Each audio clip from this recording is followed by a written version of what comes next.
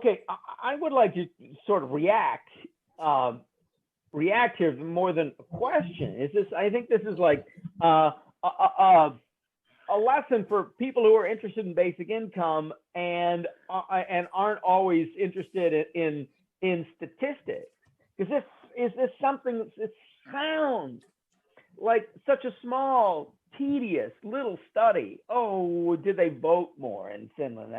But actually, you ask that little question and you get these enormous implications of this question.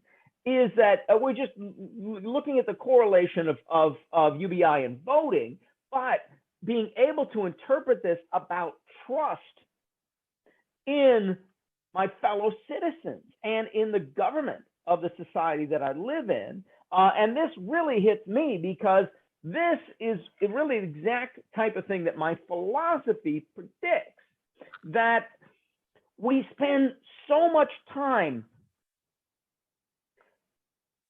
trying to get the less privileged to prove to us that they're worthy of our help, that they need to jump through this hoop and that hoop and the other hoop to earn our trust, and then we will help them.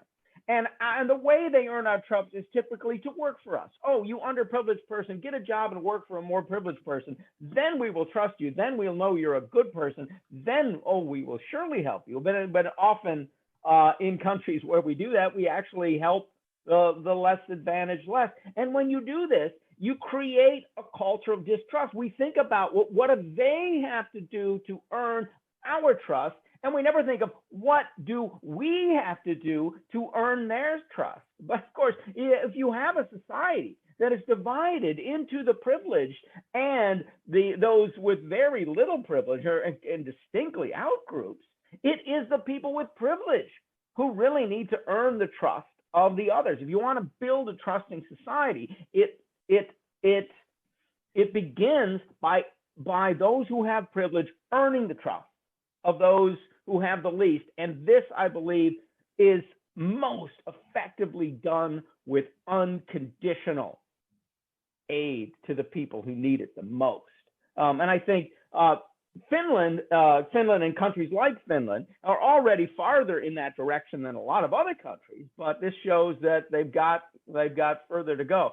That's not a question, but that's just my reaction. Maybe you two would like to react to my reaction.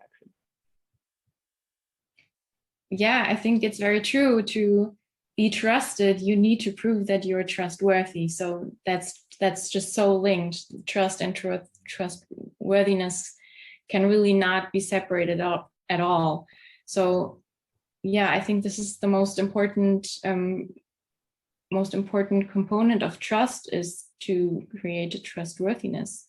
So and it's also like fostering a trusting society. You foster a trust society we start out by trusting you.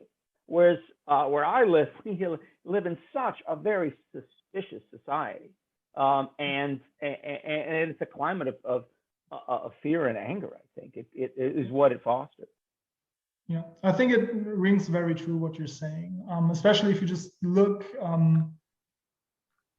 through a very impartial lens on the mechanisms underlying that. What we see is that people with low SES disengage from politics because they feel that their preferences are not considered well enough.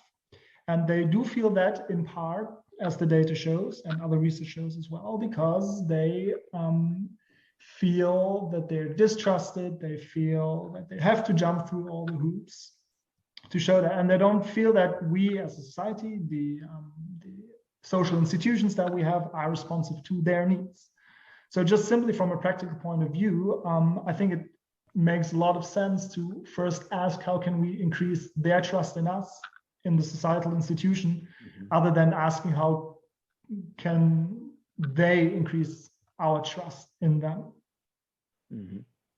Yeah. And it's great to see some evidence that what I've suspected here is actually true, that UBI fosters trust.